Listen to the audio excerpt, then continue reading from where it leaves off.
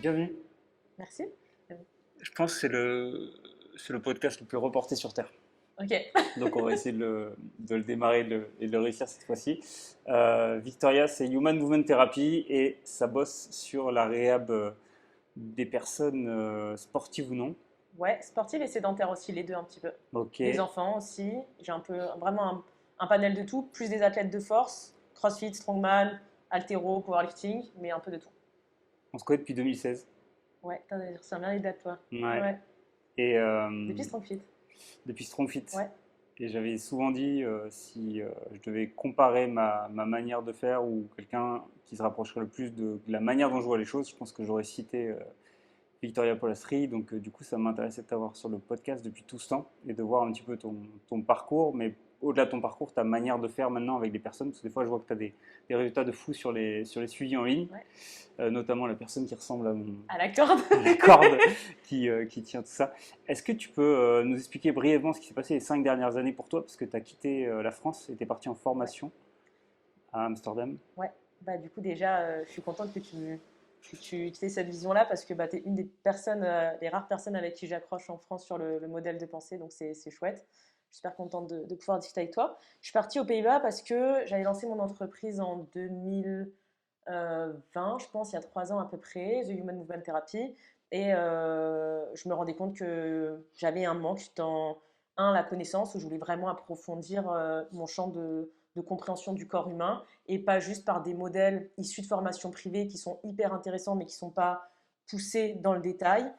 Et également avoir accès au champ de la compétence manuelle parce que je me rendais compte qu'au-delà de juste le mouvement, tout travail sur système nerveux, etc., il y avait aussi un gros échange humain et un gros travail qui était possible via le toucher. Et pas que via le toucher, mais aussi via la voix. Quand tu rentres dans un cabinet, la voix de la personne, elle te met en résonance un petit peu et elle peut complètement t'équilibrer. Par exemple, toi, tu as une voix qui est hyper posée. Donc, quand je suis arrivée tout à l'heure, moi, j'ai tendance à parler très vite, à être dans le speed. C'est Ouais, plutôt anxiogène, alors que quand je suis arrivée, moi, j'étais dans un état un peu haut. Et dès que je suis rentrée, tu m'as parlé calmement, tu t'es posée, tu as une voix c'est douce, le tu côté vois. psychiatre, ça. Non, mais c'est chouette parce que du Psychiatre coup, de comptoir. tu sais, ça m'a régulé Ouais. un petit peu et ça m'a fait un contrat. Je me dis, tiens, t'es speed comparé à lui, peut-être tu devrais te poser un peu. Et ça, je trouve ça super chouette parce que c'est un truc que tu peux avoir qu'en cabinet ou qu'en personne. Bien en visio, tu peux l'avoir, mais tu sais, c'est pas pareil, t'as pas le même truc. Donc, du coup, je suis partie faire mes études de kiné aux Pays-Bas. Ok. Et là, j'arrive à la fin de l'école. Et voilà, à la base, je voulais faire de la chiro plutôt, mais c'est parti sur de la kiné. Qu'est-ce qui t'a fait shifter la kiné? Parce que tu avais déjà quand même pas mal de compétences dans ta réhab. Ouais. Qu'est-ce que tu t'es dit? Tu t'es dit quoi? Faut que j'accède au monde de la santé un peu plus, faut que je sois. Ouais, bah du coup, à la base, j'aurais aimé faire ostéo ou chiro, parce que je voulais avoir un modèle un petit peu différent et plus axé soit sur le système nerveux, soit sur une vision un peu plus holistique, plus globale. Mais malheureusement, c'est long, c'est cher. Du coup, il me fallait quelque chose d'un petit peu plus rapide. Et du coup, je suis partie sur la kiné parce que c'était une porte d'entrée pour avoir la casquette un peu médicale, accéder aux formations qui sont réservées exclusivement aux professionnels médicaux sans passer trop de temps et que ce soit aussi financièrement accessible parce que c'est chiro et ostéopathie, c'est cher, c'est 5-6 ans et c'est complexe. Ouais. Ok. Et tu parles néerlandais? Non, Non? Même pas un mot? tous les cours ils sont en anglais heureusement. Un petit mot, je peux te dire Goedenacht, ça veut dire bonne nuit. Et je dis prononcer mal. Je peux Ok. compter aussi, mais ça se limite à ça. Ok. Quand je bossais sur la côte ouest, dans mes jeunes années de barman pour payer mes études, voilà, il y avait Bon vieux temps. que des Néerlandais. Et je connaissais les 3 mots, quoi. T'as pris quoi, santé avec, Qu'est-ce que genre vous quoi? voulez boire? Genre, Radby van Brinken, voilà, C'est pas mal. c'est tout. Je vais dire strike aussi, c'est genre pouce quand quelqu'un fait un délire, tu lui dis strike et ça passe. Tu pourrais sortir au CrossFit. Je le garderai quand j'irai Voilà. là-bas. Du coup, là, tu finis la formation que t'as commencé il y a 5 ans. Ouais, 3 ans. Et C'est il y a 3 ans 3 là, ans. passé intensif et Et c'est 3 ans. et tu as fait pas mal de trucs à côté, et ce qui développe un peu une méthode un peu unique de suivi. Et Ouais, ton empreinte, on la voit quand même pas mal dans l'entraînement de la force, ouais, vu que c'est un des trucs que tu as développé aussi toi dans ta carrière sportive. bien sûr. Donc aujourd'hui, tu es pas mal en réhab sur la force. Ouais. Qu'est-ce que, qu'est-ce, qu'est-ce que tu vois le plus en termes de blessures et de retour à la compète sur la force? Ouais. Bah ouais, j'ai développé la force parce que c'était mon domaine sportif à moi et que c'est rare d'avoir quelqu'un qui fait de la rehab dans les sports de force, qui a vraiment cette casquette dans le powerlifting. Il y avait quasiment personne, donc il y avait une niche un petit peu. Et je me suis dit, ça va être intéressant. Et globalement, j'ai commencé à travailler avec beaucoup d'athlètes, donc force, haltéro, strongman, mais surtout force. Et je retrouvais toujours les mêmes schémas. Donc Ok. globalement, la prise en compte déjà de la discipline, c'est une discipline qui est purement sagittale, euh, mouvement globalement devant, derrière, dans un axe vertical, mais il n'y a pas de rotation de bassin, il n'y a pas de mouvement transversal, c'est très très figé, très axé.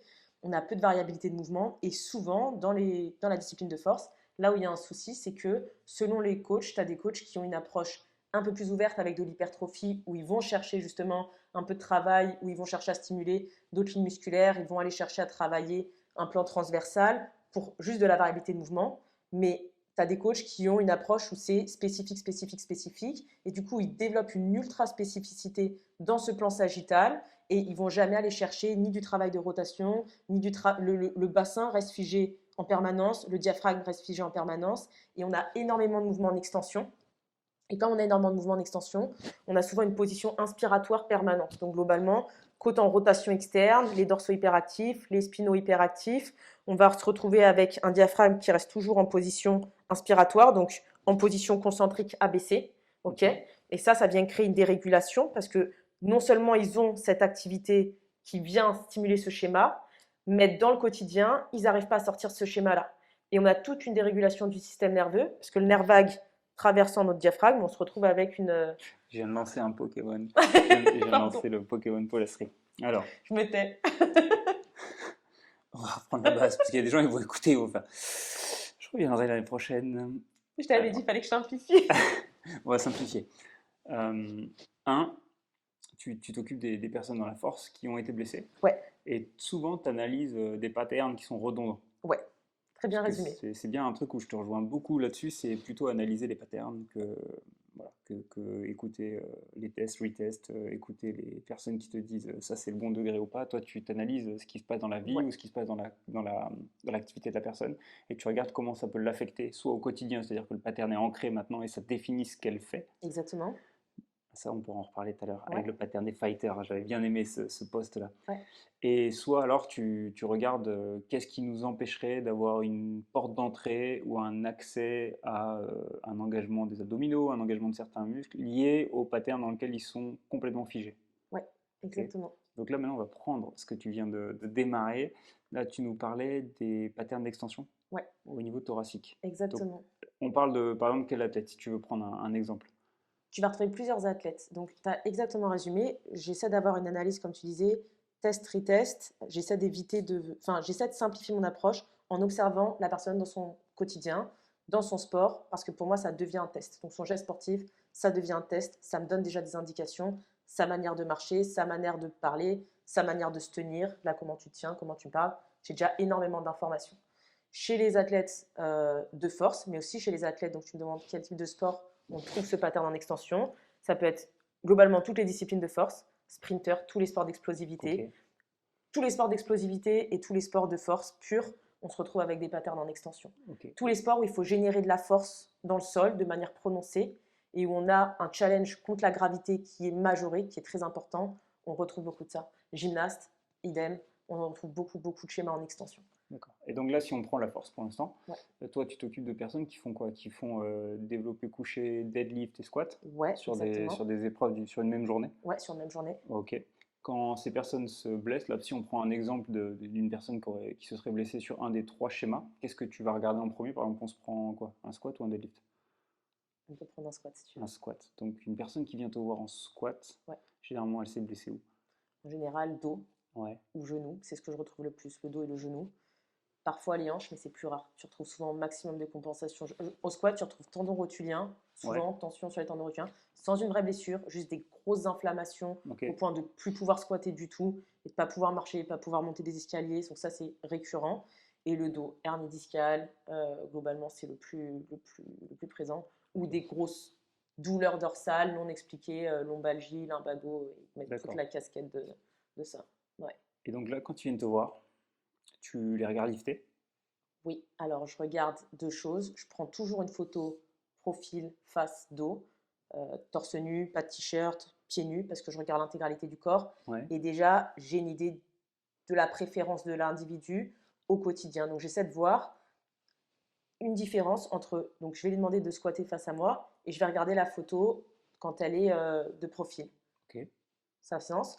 De là, ça va me permettre de comparer le pattern qu'elle utilise dans l'activité sportive Mhm. versus le pattern qu'elle a quand elle est chez elle au repos et qu'elle est loin de son activité. Et je vois est-ce que la personne, elle utilise le même pattern pour être chez elle relâchée entre guillemets versus quand elle a une barre de 200 kg sur le dos. Ok. Si elle utilise le même schéma, là j'ai un problème parce que je me dis la personne elle est incapable de sortir de son schéma. Ça veut dire qu'elle vit dans le schéma d'extension en permanence. Donc si elle squatte et je vois qu'elle est en hyperlordose, elle est tout dans un schéma d'extension, côte en ouverture, et que quand elle se tient debout de profil, je vois la même chose. Je me dis en fait elle est 24 heures sur 24 dans le schéma, peut-être même que la nuit elle dort comme ça, et donc elle ne sort jamais de son mouvement, elle n'a aucune variabilité de mouvement. Ok. Okay, à ce moment-là, et je ne sais pas si ça va peut-être faire déborder, mais à ce moment-là, je me pose une question, et j'en parlais, là j'ai donné un séminaire, j'en parlais pendant le séminaire aux individus qui étaient là. Qu'est-ce qu'un schéma de compensation? Parce qu'au final, c'est hyper dur de dire est-ce que c'est bien, est-ce que c'est pourquoi c'est mauvais au final. Ouais. Pourquoi je vais me dire tiens, elle squatte avec le dos en extension, ça pose problème. En soi, tu pourrais te dire bah, c'est juste un schéma comme un autre, pourquoi je vais vouloir que le dos il soit neutre, etc. Parce que si tu vas avoir un sprinter, tu vas avoir Usain Bolt, tu vas avoir des athlètes qui font de la performance, tu n'auras personne qui va avoir un schéma idéal. Tu regardes les pieds d'un sprinter, tu regardes Usain Bolt, il a les pieds plats, hyper pronation, c'est dégoûtant. Tu regardes le bassin, hyper antéversion, lordose, etc. Finalement, le biais, il favorise la performance. Là où moi, je me pose la question, c'est si c'est pendant l'activité sportive, j'accepte un certain degré parce que je sais que ça, sur la performance, on n'est plus dans la recherche de l'hyper-santé, dans l'hyper-performance. Maintenant, si la personne, quand je lui demande de sortir de ça et qu'on retire la demande de la tâche du sport, et que dans son quotidien, j'ai pas de charge, je suis pas en train de sprinter, je suis pas sur un effort maximal, et elle a la même stratégie pour un effort maximal que pour un effort où il se passe quasiment rien, elle au quotidien, elle utilise la même stratégie pour deux tâches complètement différentes. Et là, moi, je me dis, OK, il y a une sorte de compensation. OK, Ok. et là, je m'interroge, surtout si j'ai des douleurs associées. OK. Ok. Donc du coup, tu analyses la vie versus le moment où elle est Sur la tâche sur sportive. la tâche Ouais. sportive. Et moi, je pense qu'on peut exclure le mec que tu viens de citer de toutes les analyses possibles. Ouais. Je pense que Usain Bolt Ouais. a des pieds dégueulasses parce Ouais. qu'il n'a pas le temps de poser les pieds au sol et que ça brûle quand il Oui. court. Voilà, C'est c'est déjà un possible truc aussi. que je l'ai enlevé lui Ouais. de toutes les possibilités. Et je pense qu'il est en scoliose parce que pareil, son avant a dépassé son derrière dans un Ouais. espace-temps, Bien sûr. ça a dû creuser des trucs. Ouais. Donc là, tu as une personne qui est figée Ouais. et qui s'est blessée au dos. Donc toi, ton, ton idée derrière, c'est d'aller restaurer du mouvement là où il n'y en a pas, ou Ouais. une possibilité de contraction là où il n'y en a pas. J'essaie de restaurer déjà du mouvement là où il n'y en a pas et Ouais, ensuite la possibilité de contraction. Mais j'essaie toujours de restaurer du mouvement parce que la personne, j'ai besoin qu'elle ait un. J'ai déjà besoin qu'elle explore les schémas qu'elle n'a jamais explorés, ok, qu'elle puisse déjà ressentir ce que c'est d'aller dans certains autres patterns. Genre, j'ai des athlètes qui sont juste incapables, même quand je leur montre le pattern, d'aller l'explorer. Ils se sont tellement ancrés, surtout en powerlifting. J'ai l'exemple d'une athlète qui est dans un schéma d'extension tel que pour moi, quand je la voyais, je me disais c'est forcé en fait. ouais, Et je lui disais mais tu te relâches là ou tu es dans ta position de repos. Et elle était incapable d'aller chercher le pattern opposé. Donc elle est tellement verrouillée son schéma qu'elle est incapable d'accéder à un schéma alternatif. Donc j'essaie déjà de lui faire ressentir ça parce ok, que je sais qu'à partir du moment où elle le ressent, je suis en train de changer l'input au niveau du cerveau et je déclenche une possibilité d'aller explorer un mouvement différent. Donc déjà, mm, j'essaie de créer cette opportunité de le ressentir pour que le cerveau il accepte d'aller explorer un schéma différent, qui souvent est perçu comme une menace ou dangereux, parce que la personne elle l'a tellement évité que ça crée une réaction souvent de panique. Soit des fois même ça déclenche des douleurs sur le moment, parce que c'est quelque chose qui est totalement inexploré et qui va à l'encontre de ce que la personne elle utilise au quotidien. ok. Donc en fait, ton approche, elle a quand même un parti pris sur le fait que la shape de la personne ou la forme dans laquelle la personne se présente ou est figée ou exécute Ouais. a un impact sur les fonctions. Ouais. et j'utilise dans les deux sens parce que j'utilise aussi la fonction dans la position. Donc, quand je vais jouer sur la respiration, je modifie la fonction et j'ai un impact sur la position. Donc, je Ok. peux avoir une double approche où je vais, par exemple, parfois, je vais jouer sur l'axe visuel pour créer une modification de la position de l'individu ou du pattern de l'individu dans son état. Ok. Ok. Donc, je vais utiliser les deux. Je vais essayer d'utiliser, pour certains individus, je vais modifier directement la position pour affecter la fonction. Par exemple, un individu qui est en hyper extension. Ouais, Ok. on peut rester donc on peut rester là Sur le sur le squat. squat. Vas-y. Donc l'individu, il est en hyperextension, il a les érecteurs hyperactifs, il a tous les trucs que tu peux retrouver, tension sur les psoas, douleur sur les genoux, centre de gravité très projeté en avant. Et à ce moment-là, je vais essayer de le mettre dans un schéma de flexion, juste pour voir s'il est capable d'accéder à ce schéma de flexion. Ok. J'essaie de le mettre dans un schéma de Flexion thoracique. flexion thoracique, flexion lombaire, j'essaie juste de trouver un schéma de flexion Ok, général. flexion tout court. Ok, Flexion tout d'accord. court, ok. Ok. Voire même, je vais chercher une triple flexion, flexion genou, flexion de la cheville, flexion de la hanche. Je vais chercher vraiment toute la flexion. Je vais le sortir complètement de l'extension, Ok. ok. À ce moment-là, l'individu, il y en a plein, ils sont juste incapables. Donc, je vais mettre, parfois, je vais utiliser des contraintes pour l'amener dans le schéma de flexion. Donc, il y a des individus, quand j'essaie de les driver sans contrainte, ils n'y arrivent pas. Donc, une contrainte, ça peut être par exemple un objet. Je vais utiliser je sais pas, un bloc de yoga ou un outil que je vais caler dans, je vais mettre l'individu dans une position. Et s'il n'arrive pas à venir chercher la flexion, je vais mettre un objet qui va créer une contrainte pour l'obliger à aller chercher le schéma de flexion. Ok. Ok. Pour que tu puisses soit parlant, si tu inspires et que tu envoies l'air globalement, que tu envoies toute la pression de manière antérieure, ça va driver un schéma d'extension. Ok. Mhm. Donc souvent chez les powerlifters, tu vois des individus qui n'ont aucune expansion, qui n'ont aucune répartition des pressions dans la région postérieure, bas du dos, haut du dos, région scapulaire. Ok. Ok. Si je viens leur demander de chercher cette position de flexion et d'aller chercher la compression ici et l'expansion derrière, ils n'y arrivent pas. Si j'utilise un objet, par exemple, je mets ici une contrainte, je force globalement la fermeture, j'empêche la respiration de se faire. Genre, si je viens mettre un bloc ici, Ouais. j'empêche les côtes flottantes de faire le mouvement ici d'inspiratoire. Et je vais avoir l'obligation de m'adapter par rapport à la contrainte et d'expérimenter quelque chose. Ça ne veut pas dire que je vais utiliser ça tout le temps, mais je vais donner la première sensation, d'accord, au système nerveux de ce schéma respiratoire différent et de ce pattern différent.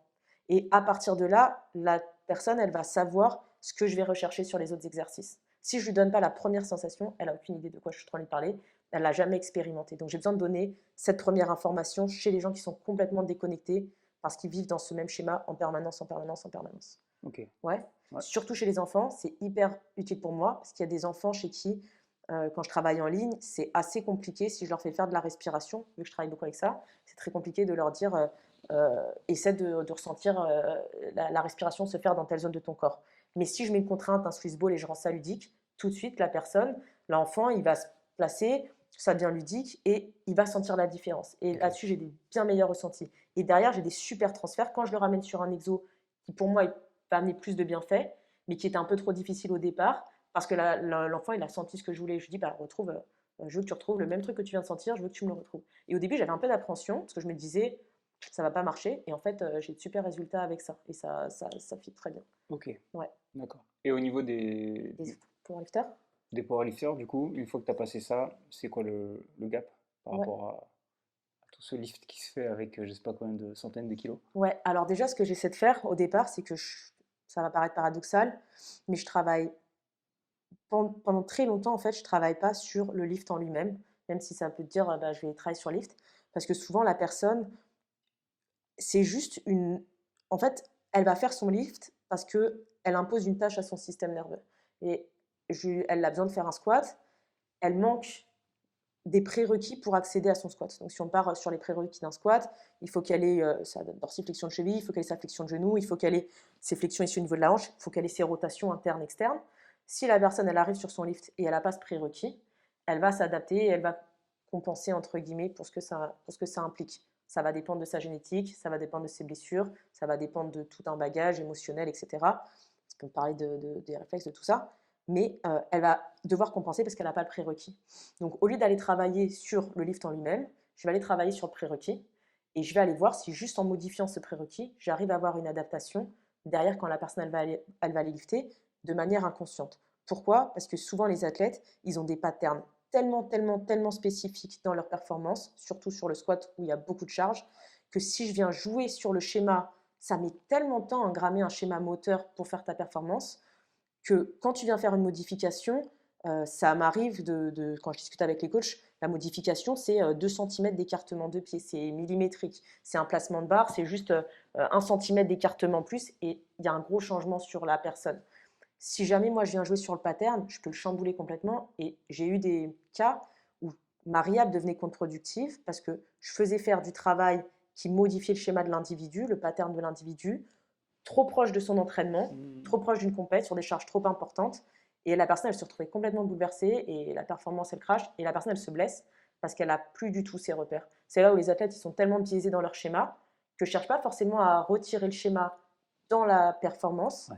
mais j'essaie de faire que la personne, et c'est pour ça que je regarde la posture au quotidien versus la performance, parce que parfois, le simple fait de permettre à la personne de sortir de son schéma de performance au quotidien, ça suffit à créer suffisamment de variabilité de mouvement pour que derrière, elle ait toute une diminution de ses compensations.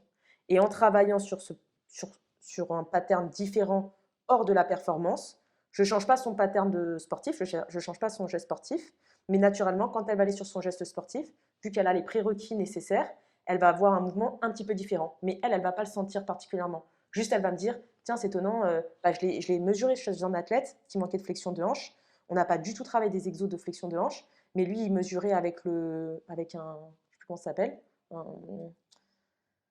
sur son appareil de vitesse là, qui mesure les accéléromètres. Ça mesurait aussi la distance en fait qu'il avait sur sa flexion. Okay. Et du coup, chaque semaine, on voyait une amélioration. Et ce n'était pas du tout anodin parce que c'était vraiment constant. Donc chaque semaine, amélioration. Et on a vraiment gagné suffisamment de flexion de hanche pour arriver à être standard en compétition. Okay. Donc sans avoir touché à la flexion de hanche, ni avoir touché au geste sportif, sans lui avoir dit de rien changer. Ouais. Ok. Donc ça, c'était intéressant, l'idée entre ta position de combat et ta position de repos, de créer un espace, une room là, de safety, un truc, quelque chose qui te permet de pouvoir récupérer et qu'ensuite ça se répercute là-dessus. Parce que c'est vrai que le problème de la définition du pattern de mouvement choisi, c'est ok, est-ce que la perf, c'est j'allais dire c'est Dieu qui donne, mais c'est ton corps qui choisit et puis c'est tout, ou alors est-ce que tu penses que tu peux faire mieux que ton corps, alors que c'est difficile d'aller changer quelqu'un de pattern quand son corps a déjà calculé bien avant toi en termes de prédiction que c'était ce qu'il fallait faire aujourd'hui pour soulever cette charge-là. Donc c'est vrai que l'idée elle est hyper intéressante. Tu as parlé beaucoup du management de pression et de position au niveau sternum, qui a l'air d'influencer aussi tes hanches.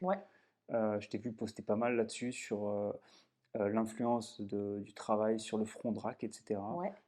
Qu'est-ce que tu as exploré et qu'est-ce qui t'a amené à travailler autant sur la respiration ces derniers temps? Alors globalement, sur la position de. J'avais pas mal de. Ça, c'était plus en haltéro en crossfit.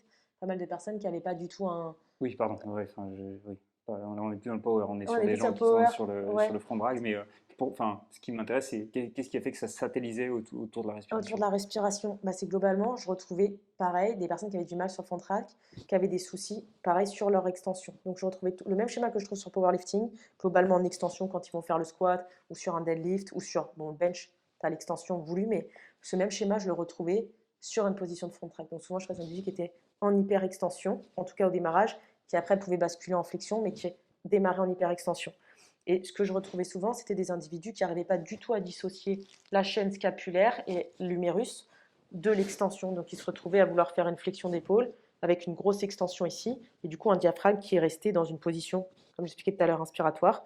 Et donc, on travaillait déjà sur ça pour restaurer cette dissociation. D'accord ? Parce que si la personne, elle démarre déjà biaisée, tu peux le faire le test sur toi-même. Si tu essaies de faire une rotation interne en extension versus je suis ici, je n'ai pas gagné, je n'ai pas changé mon amplitude de mouvement, là j'ai rien fait, je n'ai pas fait de travail de mobilité, mais ce pattern en extension, il me fait perdre mes rotations internes. Or quand je vais faire un front squat, j'ai besoin de ma rotation interne, parce que j'ai une angulation ici à 90 degrés, donc j'ai besoin d'un moment de rotation interne. Si je suis en extension et que je ne l'ai pas déjà, je me retrouve souvent avec les coudes qui partent en abduction et l'épaule qui part dans cette position, ou je me retrouve avec une flexion, d'accord, et j'ai plus cette capacité-là. Donc le premier travail que je faisais, c'était restaurer une position moins biaisée, j'aime pas dire neutre, mais moins biaisé, d'accord, dans cette extension, de manière à avoir derrière une dissociation au niveau de la scapula, de la cage thoracique et de l'humérus. Ok. Ok. Et très compliqué d'avoir une dissociation scapulaire tant que je suis en extension, parce que du coup, c'est souvent associé à une rétraction des omoplates. Donc, si je commence en extension et omoplate rétractée, ça va être difficile d'avoir ma dissociation scapulaire. Donc, mon première étape, c'est restaurer une expiration, avoir une position neutre, entre guillemets, et derrière, pouvoir avoir une dissociation qui va me permettre d'accéder à ma rotation interne dans un premier lieu. Et ensuite, je vais faire tout le travail qui est associé. Regarder travail de renforcement, etc. Mais ce n'est pas ma base au départ. Parce que si déjà j'ai un problème là, tout ce que je vais faire, ça ne va pas tenir. Ok. Ok. Ok. Et au niveau travail inspiratoire, travail Ouais. expiratoire, qu'est-ce qui t'a amené le plus de changements dans ta pratique sur les dernières années? Ouais. On en a parlé en off, mais si tu veux en toucher un mot par rapport à comment t'as abordé ça. Ouais. Bah, globalement, je me suis rendu compte que je sais pas comment l'amener, mais je suis toujours été convaincue que le système nerveux, c'était la base. Et pour moi, tu as plusieurs manières d'entrer dans le système de quelqu'un. Il y a plein de techniques, et pour moi, la, la- manière la plus simple, c'était via la respiration. Parce que déjà, ça régule tout mon système nerveux, ok?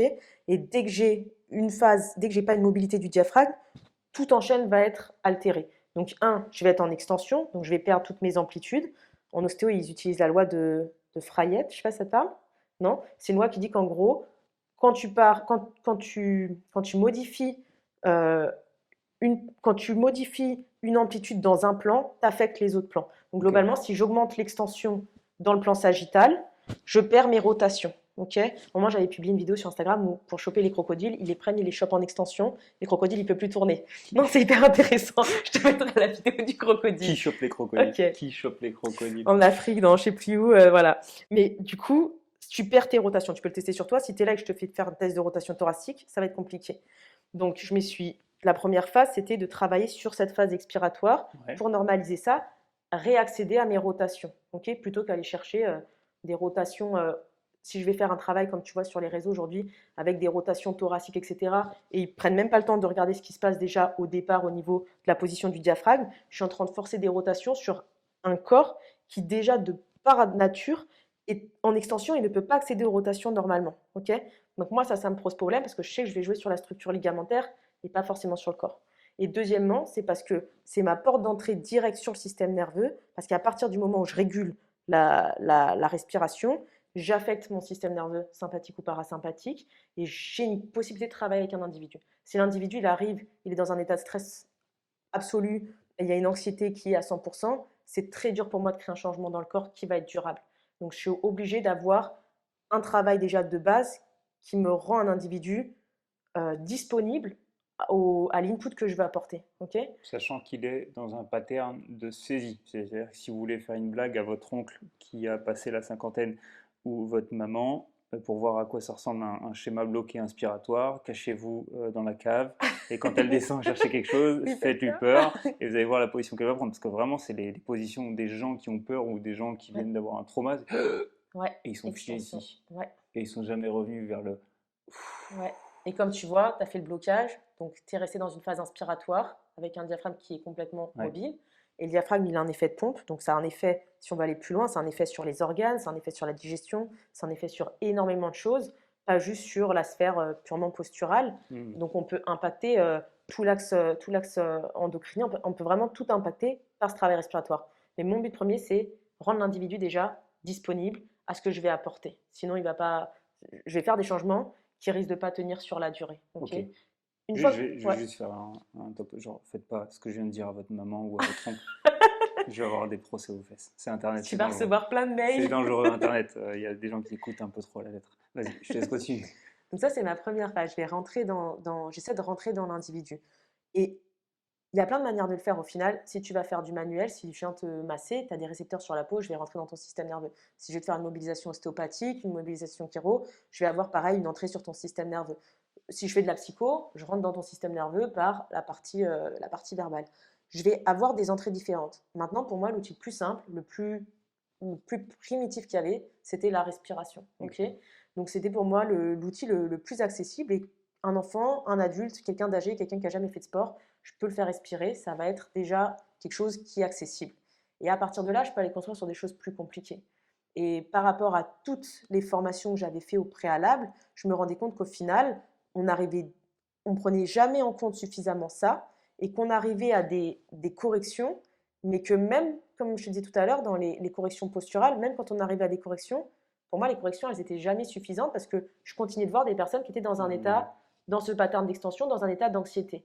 Et je considère que si tu n'es déjà pas régulé au niveau nerveux, comment tu vas faire? Ça veut dire que tu récupères pas, ce système nerveux est sympathique, donc pas de bonne récupération, le sommeil ne va pas être optimisé, les hormones elles vont pas être optimisées, les rotations, plus de rotation, donc comment tu fais si tu as un sport où tu as, je sais pas moi, un lancer, du golf, rugby, changement de direction, Si, tout est biaisé. si on peut juste différencier parce que pour les personnes qui écouteront et qui sont peut-être pas forcément du domaine, quelqu'un qui respire sur sur la partie sympathique, c'est-à-dire Excitation, excitatrice, ouais. excitation du système nerveux, c'est des personnes qui respiraient comment?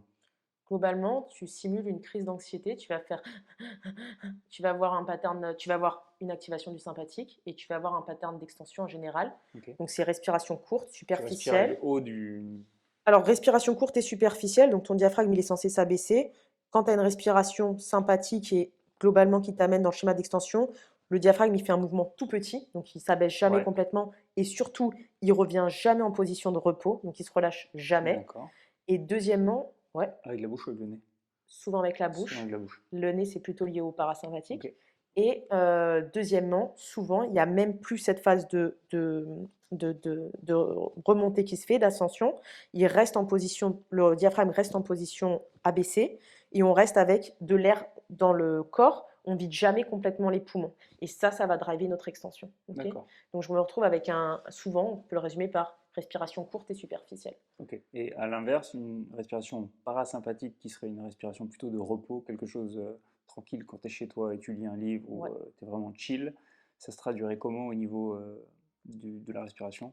Donc déjà, il y a un facteur, ça va être silencieuse. Normalement, si quelqu'un t'entend très fort la respiration, c'est rare que la personne ait une respiration parasympathique. Ok. Ok, D'ailleurs, tu vois, si tu demandes à quelqu'un d'expirer et que tu lui demandes de réinspirer, s'il réinspire comme ça, ou t'entends, tu sais que la personne, ok, elle est dans un état d'extension. Tu peux le faire sur toi-même. Si je fais, ça m'amène en extension, versus si je respire doucement, c'est ok, contrôlé. Je sais que, donc je peux avoir l'auditif. L'auditif, j'utilise beaucoup quand je suis proche de la personne parce que ça me permet de le voir. Deuxièmement, le mouvement, donc je peux voir vraiment au visuel un mouvement d'extension. Et troisièmement, au niveau du visuel aussi, mais du ressenti, on est censé vraiment avoir un mouvement plutôt à 360 degrés et pas juste un mouvement antérieur. Ok. Et au niveau du ventre aussi, parfois on a vraiment une grosse extension qui se fait au niveau lombaire et tout le ventre qui va vers l'avant et les côtes qui restent toujours ouvertes. ok. Donc si tu te mets de profil torse nu, tu te regardes dans un miroir, si tes Je fais côtes... souvent ça. Je le fais Ouais. souvent, je le fais. C'est pour te mater ou c'est pour... Si tes côtes, elles restent hyper proéminentes, tu sais que la Ouais, personne, elle les ferme jamais, donc elle expire jamais. Donc en général, inspiration parasympathique, c'est silencieux, c'est lent, c'est contrôlé.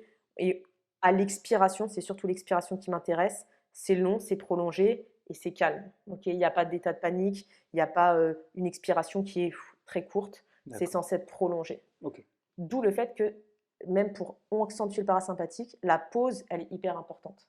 Donc, après l'expiration, quand tu travailles vraiment pour réactiver ça, poser après l'expiration, c'est important. Et prolonger l'expiration, c'est important.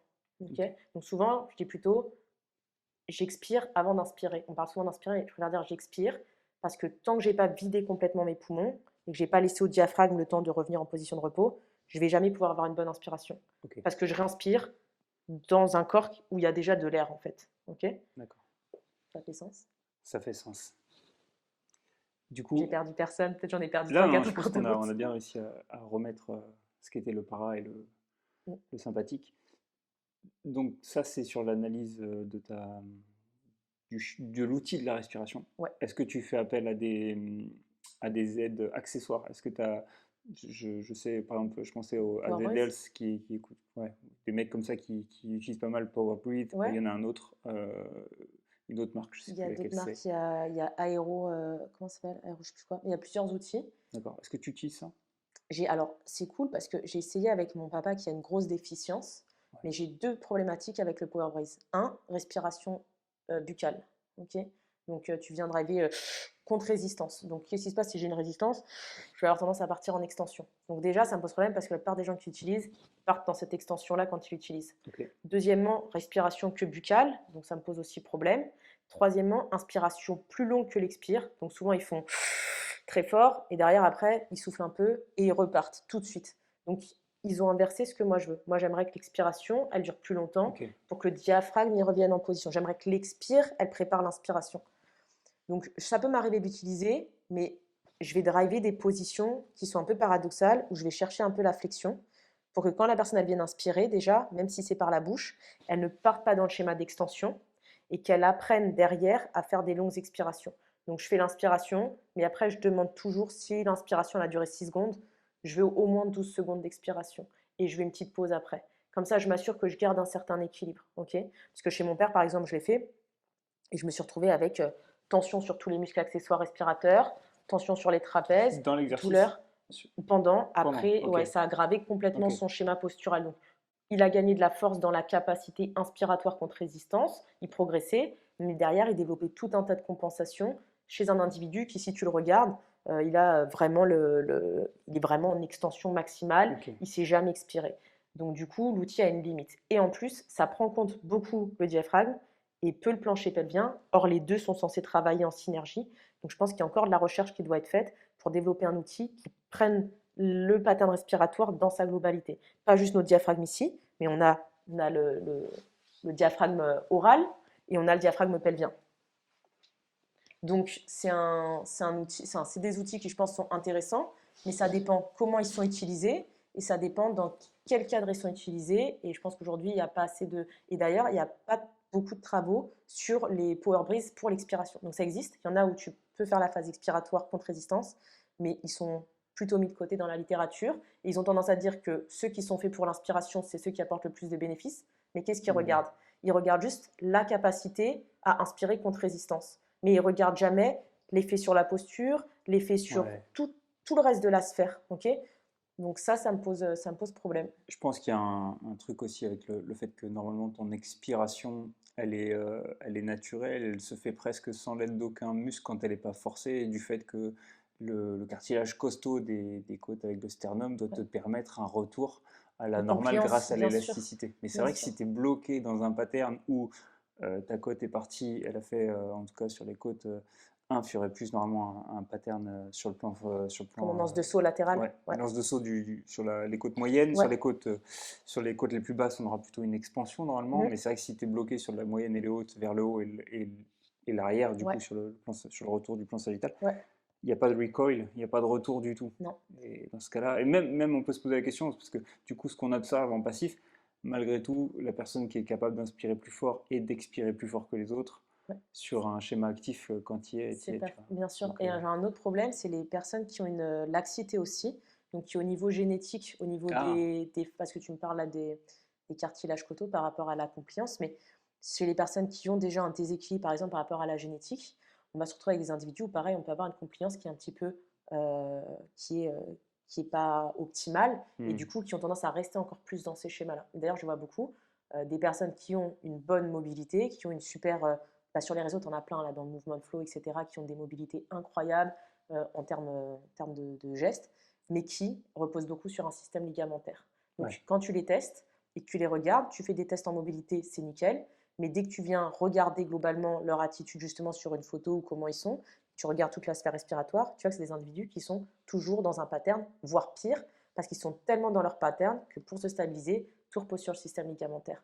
Et globalement, ils n'ont plus du tout cette compliance. Donc ça, c'est hyper important. Et souvent, pour les tester, ce que tu vois, c'est que si tu viens les tester, tu as des super amplitudes partout, mais dès que tu testes le cou, tu te retrouves avec des énormes blocages parce qu'ils viennent chercher la stabilité dans le seul endroit qu'il leur reste, et c'est toute la sphère ici. Donc souvent, tu as bruxisme, clenching, et de coup, il n'y a aucune amplitude de rotation. Ok, Okay, donc ils cherchent une stabilité ici, notamment parce d'accord. qu'on a un diaphragme aussi ici au niveau de la cavité orale. Alors que si tu les testes sur les hanches, si tu testes les rotations, tout est impeccable parce qu'ils font que ça, c'est tirer, faire du mouvement non-stop, mais ils le font dans un pattern. Et c'est là où j'ai des fois des petits soucis. Alors ça va crier si je dis ça, mais dans type, excuse, mais type FRC. Genre j'adore FRC. C'est André Ospina. Ouais. Ouais. j'adore FRC, mais, mais à quel moment tu le fais? Et pour moi, il y a un timing. Donc, je suis 100% pour, mais au préalable, je veux corriger le pattern respiratoire et je veux avoir une personne qui n'est pas déjà biaisée dans un schéma. Parce que si je lui fais aller faire rotation interne de hanche sur un bassin qui est déjà hyper antéversé en lordose, où j'ai aucune variabilité de mouvement et que je la fais forcer dans la position, je suis juste en train de créer de la laxité sur la capsule, ok, Ouais. articulaire. Et ça me pose problème. Du coup, Ouais, je pense, le plus gros gap gap, dans ouais. la. Mais t'es pas la première à le dire, hein, le fait d'intégrer une mobilité à ces paramètres euh, sous-jacents, c'est-à-dire les bases de la mobilité. Mais en fait, c'est ce qui ressemble au yoga. Tu sais, on dit souvent le yoga c'est la pause. Non, le yoga Ouais, c'est peut-être juste le management de ton système nerveux pour te bien sûr, permettre de tenir une position. bien sûr. Et chez Spina, le fait de tout réduire à capacité de l'articulation à s'ouvrir, capacité de l'articulation à aller dans telle ou telle amplitude, c'est bon, j'ai réglé mon truc. Ouais, La plupart du temps, tu oublies l'approche holistique de ton mouvement. Tu bien oublies sûr. que normalement, tout devrait être régulé avec le centre et l'extérieur. Mais c'est intéressant ce que tu dis parce que je pense que justement dans le yoga, je pense qu'il y a une problématique dans le sens où actuellement, ce qui est enseigné comme yoga, on s'est éloigné du fondement même. Et je pense qu'à l'origine, je vais t'épancher un petit peu, mais dans les origines, il y a tout un travail respiratoire Ouais. à la base. Et je pense que ce travail-là respiratoire, il a été mis un petit peu de côté.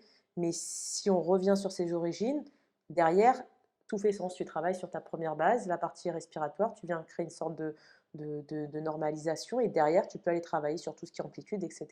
Du coup, je pense que c'est intéressant parce que qu'est-ce qui est enseigné aujourd'hui et est-ce qu'on sait on en parlait tout à l'heure par rapport aux formations, quelqu'un qui enseigne quelque chose qu'il a appris, mais qui n'a pas compris l'essence Mm, du mm, système qui est proposé ou des principes, et qui du coup enseigne quelque chose en perdant en chemin des éléments qui en fait sont l'essence même et qui sont hyper importants, ouais, qui sont la qui sont base, le fondamentaux. socle. Ouais. Tu parlais tout à l'heure de position de front rack, mais je sais aussi qu'en ce moment, tu es très attaché au plancher pelvien et tu avais commencé à nous faire l'explication. Donc, du coup, on sait que maintenant, le haut, si je suis au niveau thoracique, je suis bloqué en Ouais. extension, que je ne reviens pas vers le bas. J'ai un problème avec un tube qui est formé entre mon plancher pelvien Ouais. et ce qui se passe au-dessus. Donc, en Ouais. gros, pour expliquer à des gens, même qui seraient dans le crossfit, eh ben, c'est comme si tu faisais un shoulder press Ouais.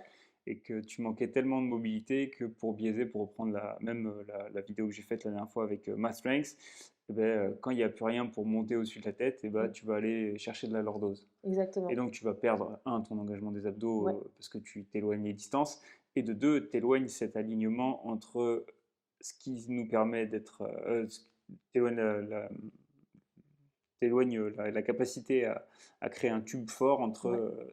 ce que projette ta cage thoracique et ce que Ouais. projette ton plancher pelvien qui devrait être le même tube. Exactement. Donc toi, comment tu bosses là-dessus? Je sais que tu Ouais. as, pas mal taffé sur justement les problèmes de Plancher. plancher Ouais. pelvien. Ouais, bah en fait, c'est intéressant parce que le diaphragme et le plancher pelvien, c'est un diaphragme, je ne sais pas pourquoi on dit jamais diaphragme pelvien, mais ils travaillent en synergie. Donc, à l'inspiration, ils doivent s'abaisser ensemble et ils doivent faire une ascension à l'expiration.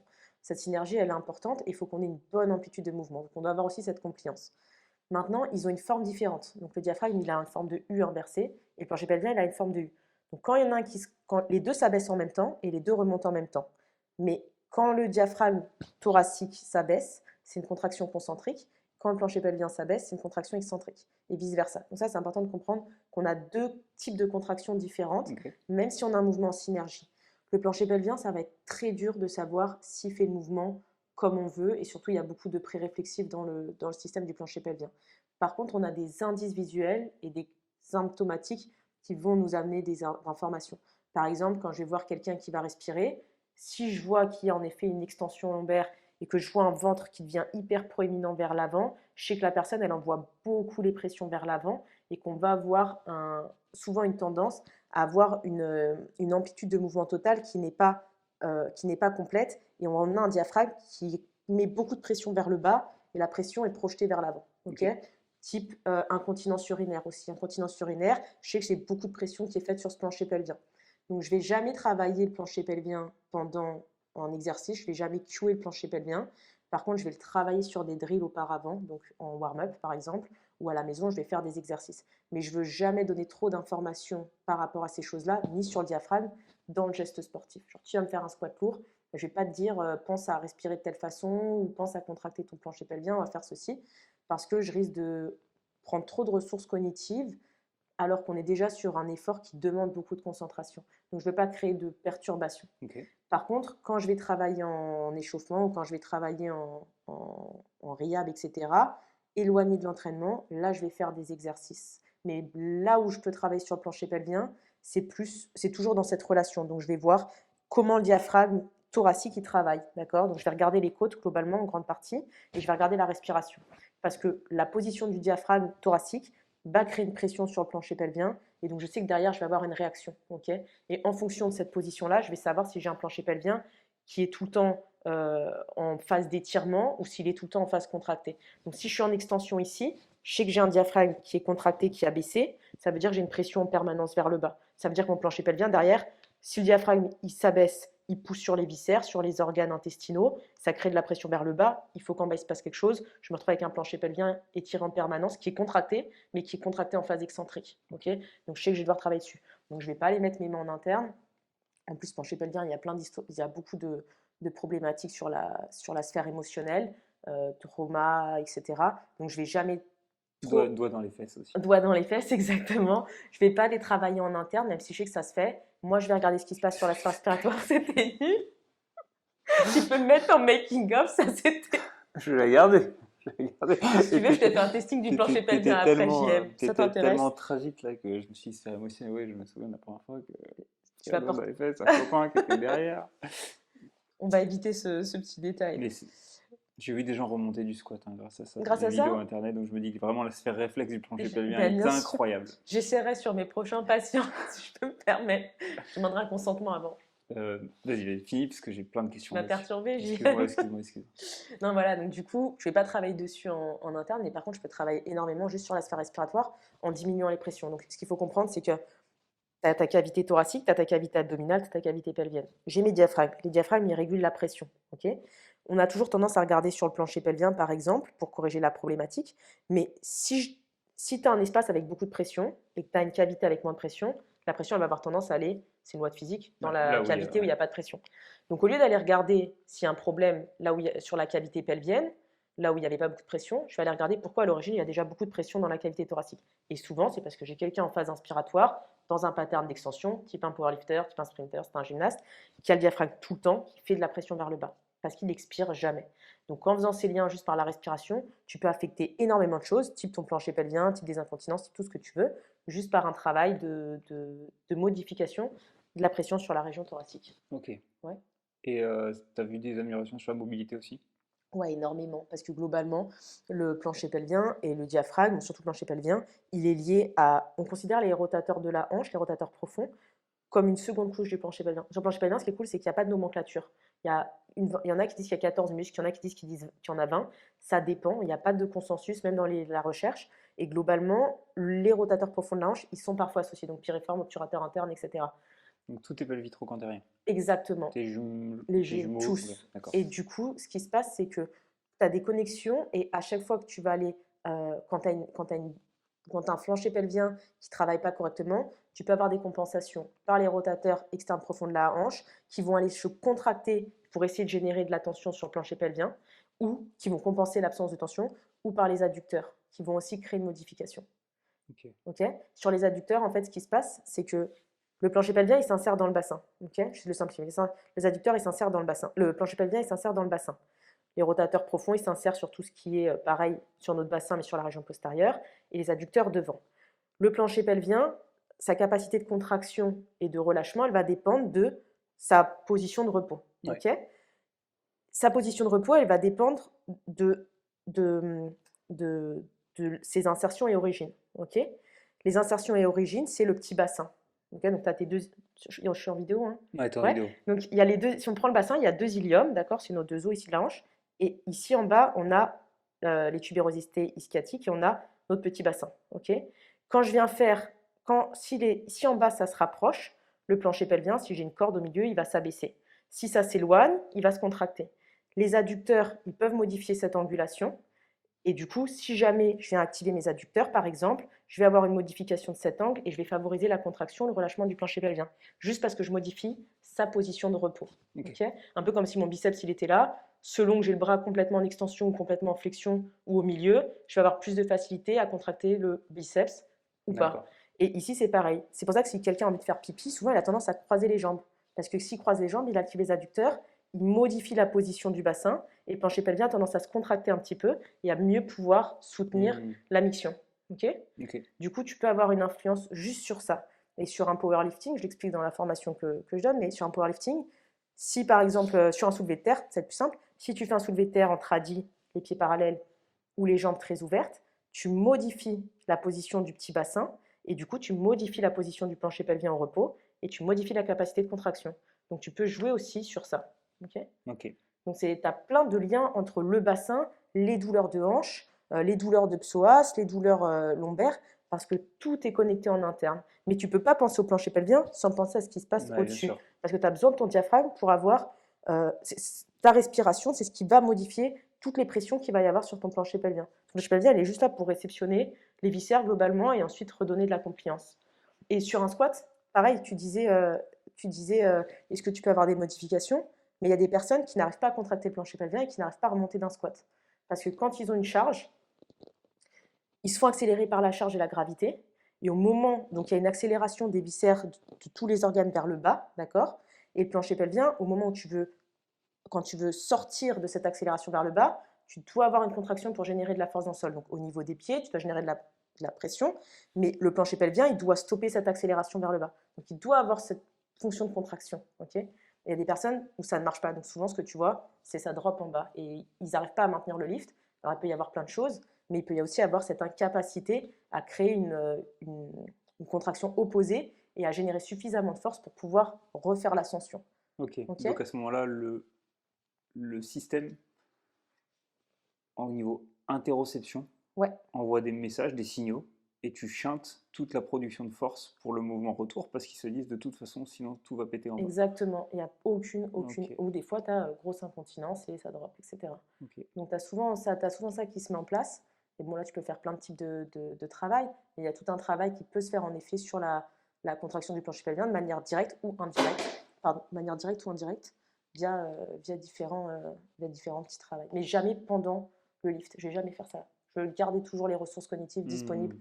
pour la performance. Je ne vais pas demander à un sprinter et en plus, ça ferait aucun sens, parce que quand tu as quelqu'un qui va faire un sprint, par exemple, je ne vais pas lui dire à chaque fois que tu cours, pense à contracter, relâcher, contracter, relâcher. Je veux juste qu'il performe. Donc il faut que je travaille en amont pour pouvoir avoir un impact. Ok. Ouais. Je suis parti loin quand t'as montré les jambes croisées. Je suis parti sur le. Tu penses à quoi? Ah, ça vaudrait une vidéo explicative, mais je te la proposerai la prochaine fois, le Ok. lien entre justement le renforcement du périnée et le réflexe tonique symétrique du cou. Ouais, ok, bah il y a pas mal Puisqu'il de connexions qui peuvent se tous mettre. les enfants qui ont des problèmes de réflexe, enfin, tous, non, des enfants qui ont des problèmes de réflexe tonique symétrique du cou Problème de diction ont des immunisée. problèmes d'assises. Ok, Et tu vas retrouver souvent ces enfants qui sont assis en W. ok, Et il y a un petit passage justement dans les réflexes où il y a un espèce de moment où tu te mets entre quatre pattes et l'avancée à quatre pattes, ouais, où tu n'arrêtes pas justement de créer une oscillation entre ta position de départ et la position où tu vas aller vers l'avant. ok. Et tu renforces, c'est des exercices qui font partie des renforcements de, du plancher pelvien Ok. chez les personnes qui ont eu des enfants. Et c'est exactement ça en fait, c'est exactement Le mouvement. ouais, Ouais, ok, hyper la intéressant. réussite de réussir à justement placer ses pieds, Bien placer ses sûr, hanches, relâcher peut-être un peu plus les pelvis trochanteriens au moment où ça repart vers bien l'arrière et au sûr, moment où ça repart vers l'avant, et de réussir à engager ce plancher pelvien bien au sûr. moment où tu veux repartir vers l'avant. C'est pour ça qu'au moment où tu as Mais fait c'est hyper intéressant ce que tu viens de dire par la rapport au démo, relâchement des pelvis trochanteriens parce que quand tu as une hyperactivation de ces muscles au niveau de la hanche, au niveau de la région postérieure, tu te retrouves avec une incapacité à contracter le plancher pelvien parce que tu te retrouves avec une hypercontraction sur la région postérieure et du coup c'est difficile de contracter la région antérieure. Donc tu as besoin des fois de travailler d'abord sur le relâchement des pelvis trochanteriens pour pouvoir derrière accéder à une capacité de contraction. Donc tu as énormément de connexions à faire entre ce qui se passe sur la région postérieure, sur des muscles accessoires, et ce qui se passe sur la région antérieure au niveau du plancher pelvien. est-ce que tu as eu affaire à des filles qui t'ont consulté? Je dis des femmes parce que c'est quand même plus le cas, par exemple, dans les salles de CrossFit, on en a avec les double unders, donc Ouais, la corde à sauter, et le fait incontinence. que première série, toi bien, deuxième série, toi, et puis troisième série, tu la vois Ouais, partir et c'est fini. c'est Elle peut fini. plus faire de double. Donc des fois, on a l'impression qu'il y a quand même une dose dépendance dans le sens où elles sont capables de faire le premier tour. Ouais. Si elles maîtrisent Double Under, elles sont capables de finir le deuxième tour, mais elles sentent que vraiment c'est compliqué. Et elles disent souvent, ah, le troisième tour de Double Under, c'était fini, c'était trop. Alors pourquoi tu voudrais utiliser un système différent pourquoi tu voudrais utiliser les principes différents de ceux que tu utilises pour le strength and conditioning sur tous les autres muscles? Quand tu vas travailler ton Ouais, quad, tu vas pas travailler juste la force sur une RM, tu vas travailler l'endurance de force, tu vas travailler l'explo, tu vas travailler la c'est vitesse clair. de contraction. Franchement, validien, c'est la même chose. Du coup, c'est hyper chouette parce que j'ai exactement ça sur les double under. Tu te dis, ta première série, ça va, Mm. quatrième, il y a un problème. Sur les athlètes qui viennent me voir en force, c'est la même chose. J'ai des athlètes, elles sont pipi que sur des max. Donc là, tu te dis, ok, c'est lourd, ça va lâche. Mais tu as des personnes qui se font jamais pipi sur les max, mais par contre, quand elles sont hors saison et qu'elles font en force à les max du 6 reps, à partir, Ça devient cardio. ça devient cardio, c'est uniquement sur du volume Ok. à 85% qu'on a des fuites et jamais sur des barres beaucoup plus lourdes. En fait, c'est le même problème. Tu as un problème d'endurance de force, tu as un problème sur les sauces, tu as un problème de coordination. Mais si tout se passe bien sur les premières séries et que sur les dernières, tu as un souci, à ce moment-là, tu peux voir s'il n'y a pas un problème d'endurance de force. Ouais. Donc il y a une différence entre la capacité à contracter, maintenir la contraction, la capacité à contracter très fort et la capacité à contracter, maintenir la contraction et le faire sur de nombreuses répétitions. Donc il y a aussi le travail, tu peux le dissocier et tu peux développer toutes les qualités physiques avec ce type de travail. Je peux travailler avec des charges, je peux travailler avec un truc où je vais demander de contracter très rapidement, comme sur un saut. Est-ce que la personne elle est capable de générer la contraction très vite ou est-ce qu'elle a un gros délai de latence? Donc il y a pas mal de choses qu'on peut développer, mais c'est un muscle comme un autre, enfin c'est des muscles parce que c'est plusieurs muscles comme les autres et je ne sais pas pourquoi on a tendance à complètement mettre de côté l'entraînement comme c'était un truc Ouais, c'est clair. mystique, tu vois, C'est clair. et non, en fait, pas du tout. Et tu peux dire la même chose avec la respiration. Je veux dire, des personnes, Ouais. tu leur demandes d'expirer longtemps, elles vont pas réussir, mais elles sont capables d'expirer sur un petit temps. Mais tu leur demandes de prolonger, de faire une pause, faire une isométrie dans une position, elles sont incapables. Pourquoi on ne travaillerait pas les différents régimes de contraction? Ouais, parce que normalement c'est naturel. Et c'est vrai que ça m'a fait penser aussi que surtout au troisième tour, il y a peut-être aussi ce phénomène chez les personnes qui ont tendance à être déjà un petit peu bloquées en expiration en thoracique. Et bah, peut-être que justement, le fait que je sois plus en train de respirer de manière classique et que je sois en train d'hyperventiler va influencer également le plancher pelvien, comme tu nous l'as démontré tout à l'heure, ce qui fait hyper sens. Tu peux même regarder est-ce que la personne, elle saute, comme tu dis, en extension. Parce que ça se trouve, elle est juste en train de générer de la pression vers le bas tout le temps. Et où elle fatigue, elle commence dans un pattern où elle est stackée globalement. Et petit à petit, elle fait ses sauts, elle fatigue, elle part en extension, la pression elle augmente vers le bas et ça lâche. Ou, Ouais. deuxième cause, c'est quelqu'un qui a tendance à se faire pipi dessus, qui le sait, et qui du coup va avoir naturellement un réflexe de contraction avant même de commencer. Mais si je te donne une haltère et que je te la fais tenir pendant 5 minutes, au bout d'un moment, le muscle il va fatiguer, il va se relâcher. Donc si elles commencent à faire leur double under, leur saut à la corde ou leur box jump, peu importe, en maintenant involontairement une contraction du plancher pelvien parce qu'elles ont peur, parce qu'elles ont déjà une expérience d'incontinence, bah, au bout d'un moment, ça fatigue et c'est pas qu'il y a un déficit de contraction, peut-être qu'ils se contractent très bien, même ils se contractent trop, mais ils se contractent tellement longtemps, ils se relâchent jamais que du coup, bah, ils fatiguent et ils relâchent. Donc on peut avoir différentes problématiques à dealer, même si la symptomatique est la même, c'est une Ouais, incontinence, ouais. c'est pas toujours la même origine.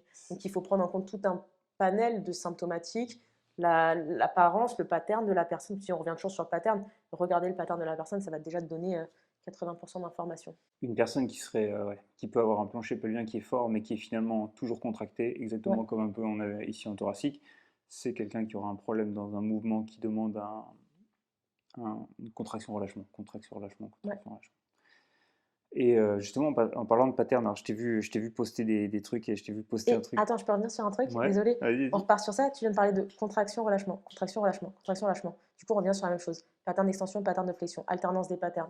On revient sur système sympathique, système parasympathique. On revient toujours sur la même chose. Inspiration, expiration. Inspiration, expiration. Est-ce que la personne elle est capable de sortir d'un pattern et de revenir sur le pattern suivant ou est-ce qu'elle vit 100% du temps dans le même pattern? Et quand elle vit 100% du temps dans le même pattern, on aboutit à une symptomatique. Et c'est là où je parle de compensation, même si j'aime pas ce mot-là, parce que le pattern devient le seul pattern qu'elle utilise. Et de là, on a un stress, on a une usure et on Ouais. a une symptomatique. Et Du coup, je t'ai coupé, je suis non, désolée. non, mais non, c'était hyper C'était juste intéressant. pour faire le lien. Je suis coach holistique. Alors, je trace des C'est cercles. un grand mot. Tu m'avais montré justement ce pattern de production de force.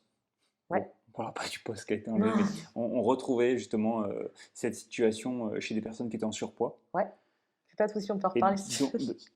Non, on décrit Ok, juste où finalement on voyait ce genou qui était parti vers l'intérieur, ouais, ce pied qui était complètement parti vers en l'intérieur en propension. valgus. Ouais, Et le jour où tu m'as montré ça, j'ai fait ah ouais, c'est hyper intéressant parce qu'on retrouve cette même recherche de création de tension vers l'intérieur pour pousser ouais, et repousser la gravité. ouais. Donc, par exemple, des personnes qui feraient du squat, des personnes qui. Sur le squat, c'est encore plus évident à montrer. Est-ce que tu peux nous parler un petit peu de ces patterns-là, de création de tension, de mouvements qui vont vers l'intérieur? Ouais. Donc, bah, globalement, il faut déjà comprendre qu'est-ce qui nous affecte. Donc, tu l'as dit, c'est la gravité. On est tous soumis à cette force sur nous. C'est une force externe. Cette force-là, on doit la manager d'une manière ou d'une autre.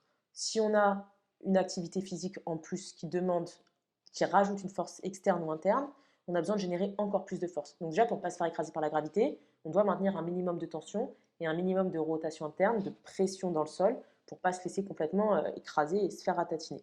Maintenant, si je rajoute une barre sur mon dos, ou si je viens lifter quelque chose, ou si je génère beaucoup de pression interne, je vais augmenter la demande. Okay, à ce moment-là, la personne, elle doit mettre en place une stratégie pour accéder à ça. En fonction de son histoire, etc., elle va mettre une stratégie différente.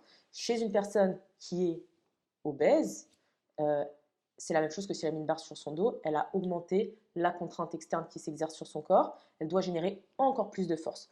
Donc ce qu'on va retrouver chez monsieur et madame tout le monde, un degré tout petit, on va le voir, et c'est pour ça que c'est intéressant de voir les extrêmes et comprendre les extrêmes le meilleur moyen de comprendre le corps humain, c'est de comprendre les extrêmes, parce que si tu comprends le point de départ et le point final, le A et B, tu comprends toutes les nuances qui sont au milieu de ce continuum, Ouais. sans avoir à étudier toutes les nuances. Tu comprends les deux extrêmes, les deux biais majeurs, tu comprends les nuances. Si tu vas prendre du coup quelqu'un qui est obèse, c'est un être humain qui fait quelque chose de normal, qu'on fait tous au quotidien, manager la gravité, mais qui le fait à un degré plus, parce que lui, il a beaucoup plus de contraintes de par son propre poids de corps. Et à ce moment-là, tu peux comprendre qu'est-ce que nous, on fait au quotidien. Donc, qu'est-ce qu'elle fait? Elle est soumise à plus de gravité parce qu'elle a son poids de corps qui est plus important. Et enfin, la gravité reste la même, mais elle a plus de force à manager sur elle. Et du coup, qu'est-ce qu'elle doit faire? Elle doit générer encore plus de force dans le sol. Et c'est là où on assiste à cette stratégie de rotation interne qu'on a tous pour pas se faire écraser, mais on l'a à un petit degré, ce qui fait que c'est pas forcément visible.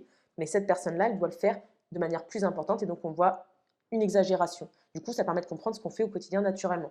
L'hyperpronation des pieds, le valgus, l'hyperextension lombaire, et c'est visible sur tout le monde. C'est pas un cas à part. Et plus la personne elle est lourde, plus on le voit, plus elle est vraiment obésité morbide. Et des fois, c'est vraiment les pieds qui partent complètement, qui ont une grosse écartement de pied, et les genoux qui se touchent complètement et qui sont incapables de se remettre dans un axe normal, même Hmm. si on écarte les pieds. Parce que même si on écarte les pieds, ça ne change pas la problématique. La problématique, c'est je dois avoir une rotation interne, je dois générer de la force dans le sol pour ne pas me faire écraser. Donc c'est quelque chose tant qu'on ne comprend pas la contrainte de l'individu, on ne peut pas comprendre comment l'aider. Et chez un athlète, du coup, c'est intéressant pour les sports de force parce que c'est exactement la même chose qu'un obèse, entre guillemets. L'athlète, il a besoin de manager la gravité, lui aussi. Mais la différence d'un athlète, c'est que souvent, il a développé un système musculaire qui est très important, qui lui permet de faire face à ses forces sans avoir ses compensations. Par contre, si tu prends monsieur, madame, tout le monde et que tu le prends tu l'entraînes pas et tu lui mets 200 kilos sur le dos d'un coup, soit il va se faire écraser au sol, il va se faire ratatiner parce qu'il ne génère pas la pronation, la rotation interne dans le sol, soit tu vas assister aux mêmes compensations qu'un obèse. Donc les genoux ils vont rentrer, ou le bassin il va partir en antéversion, ou ils vont complètement partir en extension, ils vont s'écraser vers le sol, ou les pieds ils vont s'écraser. Donc tu vas voir Hmm. exactement, et ça te permet de comprendre quand tu vois un athlète qui fail un squat, ou que tu vois un athlète qui a une hyperextension lombaire, peut-être l'origine de la problématique. Donc, est-ce que par exemple, alors il y a plein d'autres possibilités, je ne dis pas que c'est la seule, mais peut-être que déjà à l'origine, il n'arrive pas à manager les forces parce que soit il lui manque des amplitudes de mouvement, soit la charge est trop lourde, la contrainte par rapport à ce qu'il peut faire. C'est le fait de comprendre la personne qui est obèse et de comprendre la stratégie qu'on met en place par rapport à une demande et par rapport à ce dont on dispose pour générer la tâche, ça permet de comprendre énormément de choses. C'est super chouette d'observer Ça permet aussi les d'éviter de dire de pousser les genoux vers vers l'extérieur. l'extérieur parce que du coup, tu aggraves encore plus le problème. Exactement.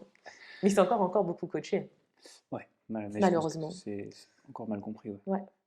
Tu t'as as eu récemment des personnes qui n'étaient pas du tout dans le powerlifting. Et tout à l'heure, je rigolais parce que La corde. alors, l'ambiance est très marin ici. Il y a une corde de marin qui tient une superbe ampoule. Et du coup, je t'ai dit, tiens, toi, tu avais une personne qui était genre embourbée une espèce de pattern Ouais, ficello là. Elle se ouais, tenait, elle avait croisé ses jambes. ouais, On aurait dit qu'elle avait fait 4 tours. ouais. Euh, donc les gens qui n'ont pas vu le post, hein, vraiment, on a l'impression que ses jambes se sont croisées plusieurs fois, donc elle s'est Elle enroulée s'en mêlait complètement complètement. sur elle avec les jambes. Et Et il y a une attitude de fermeture aussi qui est ouais, importante par rapport à ses bras. quand tu as un cas comme ça qui vient te voir, Ouais. à quoi tu penses? Je pense direct émotionnel. Je me pose même pas la Ok. question. Parce que j'ai une attitude de fermeture. J'ai quelqu'un qui a l'air complètement euh, dans la recherche d'un espace de protection. Donc déjà, je sens Hmm. qu'elle n'est pas à l'aise pour avoir cette ouverture. Et troisièmement, je regarde beaucoup les yeux. Donc je regarde, est-ce qu'elle a tendance à avoir un champ visuel très focalisé où justement elle vient rechercher cette fermeture chez elle. Tout indique la fermeture. On regarde les jambes parce que c'est plus flagrant. Et si on regarde les bras, on voit la même chose. Si on regarde les yeux, elle est toujours en convergence. Elle est toujours en train de focaliser le point. Il n'y a pas du tout d'ouverture sur le champ visuel. Si je n'ai pas demandé, mais lors de la première consultation, si j'aurais demandé de regarder tout droit et de me dire ce qu'il y avait sur le mur droit sur son mur droit, je pense qu'elle aurait été incapable de me le dire, même Ok. si elle vit dans cette maison, parce que je pense qu'elle est tout le temps focalisée vers le sol, vers le bas et sur un point central, et elle n'est pas du tout consciente de ce qui se passe. Plus, bah, je l'ai confirmé, il y avait un gros trauma émotionnel chez cette petite, problème de naissance, etc. Enfant, il y a eu une naissance prématurée. Euh, Tout le travail d'ouverture sur le champ visuel, ça va être ma base. Recréer de la sécurité chez cet enfant-là et lui donner la conscience, on part sur un truc de conscience, de son environnement externe pour qu'elle commence à avoir un schéma d'ouverture. Donc là, on est dans l'opposé d'un schéma d'extension, on est dans un hyper schéma de flexion, Ouais. schéma de protection, et j'ai besoin de la rassurer. Et d'ailleurs, c'est très chouette parce que cette petite ne voulait pas faire ces exercices sans son doudou. Donc si je lui demandais d'utiliser une balle plutôt que pour faire des exercices, je travaille avec les réflexes avec elle beaucoup. Si je lui demandais d'utiliser une balle, elle ne voulait pas prendre une balle, même une balle qu'elle avait un jouet à elle, il fallait son doudou. Donc elle me demandait est-ce que je peux garder mon doudou pour faire des Ok. exercices. Je disais il n'y a aucun souci, garde ton doudou si ça te met en confiance. Deuxièmement, utiliser un espace où elle se sentait en confiance. Pas un espace trop grand, ni un espace trop petit, pas un espace encombré, quelque part où elle se sentait à l'aise. C'était mes premières bases pour réguler son système nerveux. Et elle est paradoxalement dans un schéma d'hyperflexion, mais elle a une grosse extension. Donc elle est dans un schéma de recroquevillement, mais au niveau des côtes, on a toujours une extension qui se passe, ce qui est assez paradoxal. Donc quand elle va être debout, elle va avoir tendance à être recroquevillée, mais dès qu'elle se met quand elle est assise, mais dès qu'elle se met debout, elle a une lordose et une extension qui est énorme. Ok. Et avec elle, j'étais justement obligée d'utiliser ce que je te disais au départ, beaucoup de contraintes, parce qu'elle ne sent pas le schéma d'expiration. Elle ne peut pas inspirer autrement que en envoyant toutes les pressions vers l'avant. Ok. Ouais. Et c'était quelqu'un qui était venu, mais enfin, c'était un cas un petit peu compliqué, non? On t'avait dit qu'il n'y avait pas grand-chose à faire, etc. Ouais. Globalement, c'était un cas où il y avait. Donc, on lui disait qu'il y avait une anomalie au niveau des hanches, mais avec radio normale. Et c'était opération. Donc, elle a été vue par tous les orthopédistes de la région, les kinés. Et on lui disait qu'il fallait opérer, qu'il y avait plusieurs mois en chaise roulante. Enfin, il voulait couper, faire les resections là ici au niveau de la hanche. Et globalement, la maman que je suivais déjà m'a demandé est-ce que tu penses que c'est vraiment nécessaire? Et en voyant l'imagerie, moi j'ai dit moi je vois rien de choquant au point d'opérer. J'ai dit bah franchement j'avais aucune idée si j'allais réussir à l'aider. J'ai dit on va essayer. Puis au pire l'opération ça peut attendre 6 mois, ça va pas changer sa vie. Et les docteurs n'arrivent pas à comprendre pourquoi il y a un changement forcément. Ils veulent pas trop regarder, ils veulent pas ouvrir les yeux, ils sont pas curieux. C'est ça le pire, c'est que Ouais. personne n'a pris le temps de m'appeler. J'ai reçu aucun appel du docteur qui m'a dit bah, on comprend pas comment vous avez travaillé, Ouais, mais quand on regardait l'avant après, c'était vraiment fou. ouais, C'est fou. mais personne n'ose C'est... demander. Même moi, j'ai un échec avec un patient demain, et le patient vient me voir 6 mois après et me dit bah regarde mon évolution. Ouais, où Je j'ai vais vu être, telle personne, j'ai réussi ça. Ok, cool. mais je vais être la première à passer un coup de fil à dire je vais apprendre ce que tu as fait. Moi, Hmm. je me dirais je veux comprendre pour là où j'ai échoué, mais il n'y a pas ça. Mais oui, c'est un cas très très compliqué et il faut pas se leurrer. Les photos c'est très bien pour les réseaux, c'est très bien pour la com. Les photos sont incroyables, mais dès qu'elle est soumise à un stress au quotidien, stress d'études, stress d'examen, elle revient dans ses schémas. Donc c'est un travail permanent qu'on fait. Ok. Puis moi je travaille pas sur la sphère émotionnelle, il y a encore toute la sphère émotionnelle à travailler. Donc on a des améliorations, bien sûr, mais il faut penser à la sphère émotionnelle derrière. Et quand il y a autant d'interférences, les améliorations, elles vont pas se stabiliser dans le temps tant qu'il n'y a pas ce travail-là. C'est vrai. J'ai un... On va conclure. Est-ce qu'il y a un dernier sujet que tu voulais aborder? Il y a Avant trop de qu'on sujets finisse qu'on là-dessus. Il y a devrait trop de aborder sujets, mais ensemble, on mais tu fera vois, une ça fait partie plus deux. d'1 heure qu'on parle et je m'en rends pas Si, compte. si on peut expliquer quand même aux gens ce qui s'est passé, c'est que tu es chez moi au début d'après-midi. Vraiment début d'après-midi. Et on a discuté de, je pense, tout ce qu'on avait vu les dernières années, tous les deux, des schémas, des trucs. On a commencé à faire des gribouillis, etc., etc. Et puis à un moment donné, on a regardé l'heure. Putain, On s'est dit, oups. Ça fait 4 heures qu'on cause. On a commencé. Et là, ça fait plus d'1 heure qu'on parle et j'avais l'impression que ça fait 30 minutes. De ouf. Tout à l'heure, j'ai vu le téléphone, j'ai dit non, mais j'ai raté mon RER déjà. C'est ta sœur qui va gueuler. C'est pas grave. Où est-ce qu'on peut te retrouver, Victoria, sur les réseaux? Alors, j'ai refait mon site, donc qui sera, j'imagine, à jour quand tu le feras. Donc, www.victoriapolastri.com. Mon nom de famille n'est pas facile à apprendre, mais sur les réseaux, c'est hashtag, donc sur Instagram, The Human Movement Therapy, ce qui est très compliqué aussi. Ok, The Human Movement Therapy. Non, on devrait le Human retrouver. Movement Therapy. Et globalement, sur YouTube, il y a pas mal de podcasts déjà qui sont disponibles si vous tapez mon nom, prénom. Cool. Voilà. Au niveau de ce que tu fais actuellement, il y a des séminaires qui arrivent. Est-ce qu'il y en a cet été? Il y a un séminaire au Luxembourg. Donc là, j'en reviens de Nice et de Suisse. Il y en a un au Luxembourg le 24 septembre. Et il y aura une date prochainement, possiblement à Paris. Je devais passer un coup de fil aujourd'hui que j'ai oublié parce qu'on était ensemble. Donc il y aura peut-être une date à Paris et peut-être en Belgique prochainement aussi. Ok. Voilà. Ça Puis il y aura peut-être d'autres propositions, d'autres opportunités. Cool. J'ai pas mal de demandes pour des mentorings privés. Donc je suis en instance de réflexion sur ça. Ça marche. Cool. Voilà. Bah, écoute, merci beaucoup pour ton temps aujourd'hui. C'est moi qui te remercie. Ma sœur te remerciera aussi. Et bonne course pour le... Merci.